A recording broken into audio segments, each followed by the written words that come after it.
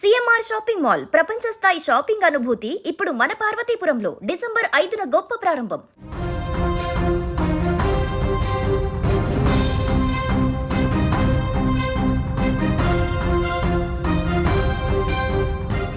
ప్రకాశం జిల్లాలో దారుణ ఘటన చోటు చేసుకుంది. బస్సుతో పాటు డ్రైవర్ కు నిప్పు పెట్టారు. పాత గొడవల నేపథ్యంలోనే నిప్పు పెట్టినట్లుగా క్లీనర్ తెలుస్తూ ఉంది. మంటలో స్కూల్ బస్ మొత్తం కాల్పినట్లుగా సమాచారం. బస్సు డ్రైవర్ కి కూడా తీవ్ర గాయాలైనట్లుగా కూడా తెలుస్తూ ఉంది. క్లీనర్ గోపాల్ పరారీలో ఉన్నట్లుగా కూడా తెలుస్తూ ఉంది. నిందితుడు విధులకు సంబంధించిన చిన్న గొడవ చిలికి గాలివాన్లా మారి చివరకు ప్రాణాల మీదకు తీసుకొచ్చింది. స్కూల్ బస్సు డ్రైవర్ పై క్లీనర్ పెట్రోల్ పోసి నిప్పంటించిన ఘటన స్థానికంగా కలకలం రేపుతోంది.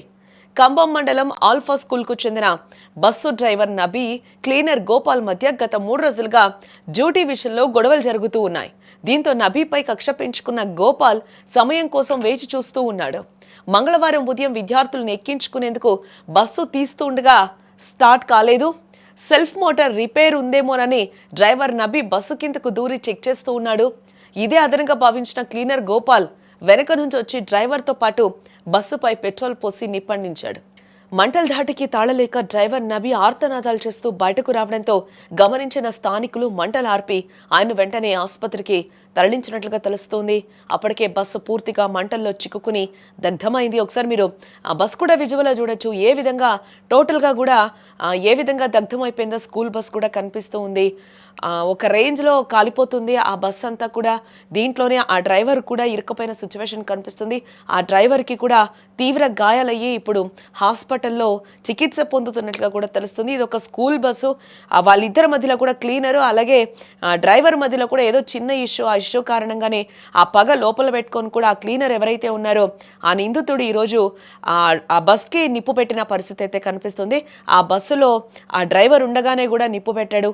ఆ బస్సు కూడా ఏ విధంగా మంటలు అంటుకొని కాలిపోతుందో కూడా మనం చూస్తూ ఉన్నాం.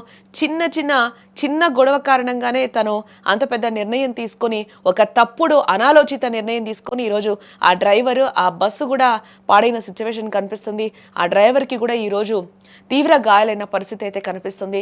స్థానికులు కూడా నీళ్లు చల్లి మంటలను అదుపు చేశారు. ఈ ఘటన తర్వాత కూడా నిందితుడు గోపాల్ అక్కడి నుంచి పారిపోయినట్లుగా కూడా తెలుస్తోంది. పోలీసులు కేసు నమోదు చేసుకుని దర్యాప్తు చేస్తూ ఉన్నారు. డ్రైవర్ పరిస్థితి ప్రస్తుతం విషమంగా ఉన్నట్లు కూడా మనకైతే ఇప్పటివరకున్న సమాచారాన్ని బట్టి అయితే తెలుస్తోంది.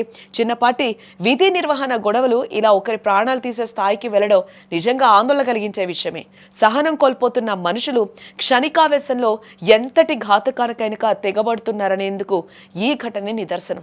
మాటలతో పరిష్కరించుకోవాల్సిన సమస్యలను ఇలా పెట్రోల్ పోసి అంతం చేయాలనుకోవడం ఎంత దారుణం. తోటి ఉద్యోగిని, అది కూడా బస్సు రిపేర్ చేస్తున్న వ్యక్తిని సజీవ దహనం చేయడానికి ప్రయత్నించిన తీరు స్థానికుల్ని నివ్వెరపోయేలా చేస్తుంది.